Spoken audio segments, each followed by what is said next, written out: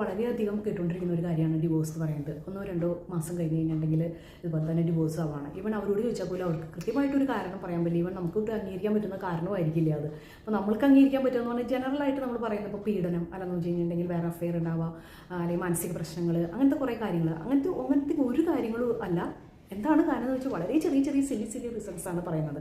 ഇവിടെ UAE ഒരു couple അവർ wife pregnant ആവുന്നു. അങ്ങനെ വൈഫിനെ നാട്ടി വിടാണ്.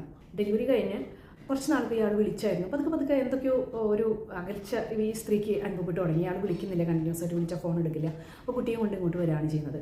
അപ്പോൾ ഇവർക്ക് തോന്നി ഇനിയിപ്പോൾ വേറെ എന്തെങ്കിലും അഫെയറൊക്കെ ഉണ്ടാവുമോ എന്ന് വിചാരിച്ചിട്ട് ഇയാളത് കാരണമൊട്ട് പറയുന്നില്ല.